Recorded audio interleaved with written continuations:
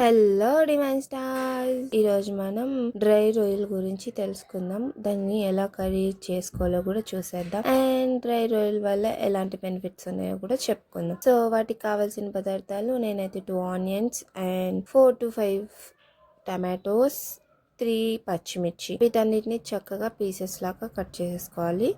So onion, tomato, పచ్చిమిర్చిని and కొద్దిగా చింతపండు కూడా నానబెట్టుకోవాలన్నమాట.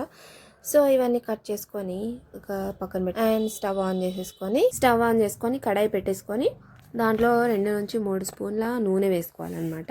నూనె వేసుకొని అది హీట్ అయిన తర్వాత కొద్దిగా ఆవాలు, కొద్దిగా జీలకర్ర వేసుకొని అవి కొంచెం ఫ్రై అయిన తర్వాత ఇందాక ముందుగా మనం కట్ చేసుకున్న ఆనియన్స్ వేసుకొని ఫ్రై అయితే చేయాలండి.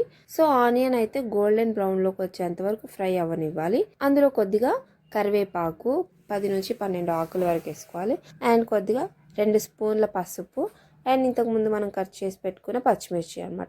ఇది కొద్దిగా ఫ్రై అవుతుండగానే మనం ఇందాక కడిగి పెట్టుకున్న రొయ్యలు వేసుకోవాలన్నమాట. సో ఈ రొయ్యల్లో అయితే బలాన్ని ఇచ్చే పోషకాలు అయితే ఉంటాయి. B12 ఉంటుంది ఇందులో.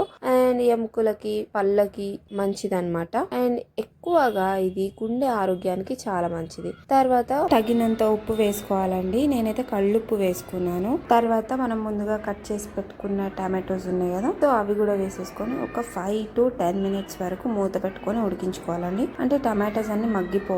ఇందులో B12 ఉంటుంది. ఇది నరాల బలహీనతకి, మెదడు చురుగ్గా పనిచేయడానికి ఉపయోగపడుతుంది. ఇంకొకటి వచ్చేసి డ్రై రొయ్యల్లో సాల్ట్ అనేది, అంటే ఉప్పు అనేది ఎక్కువగా ఉంటుంది కాబట్టి బీపీ ఉన్నవారు తక్కువగా తింటే మంచిదండి. లో బీపీ ఉన్న వాళ్ళకైతే చక్కగా సరిపోతుంది, చాలా మంచిది. అండ్ ఇలా దగ్గరకు వచ్చేసిన తర్వాత, కొద్దిగా దగ్గరకు వచ్చిన తర్వాత మనం చింతపండు నానబెట్టుకున్నాం కదా, సో ఆ చింతపండు అయితే వేసేసుకోవాలన్నమాట. చింతపండు రసం వేసుకొని ఒక ½ గ్లాస్ వాటర్ అయితే పోసుకోవాలి. ఎందుకంటే అవి గ్రేవీగా రావడం కోసం అనేసి మనం వాటర్ వేసుకోవాలన్నమాట. దాన్ని ఒక 5 to 10 మినిట్స్ మళ్ళీ స్టవ్ మీద పెట్టేసి ఉడికించేసిన తర్వాత అది ఆయిల్ అనేది బయటకు వస్తుంది, దగ్గరకు అయిపోతుంది గ్రేవీగా. అది చూస్తే తెలిసిపోతుంది మనకి అయిపోయిందని.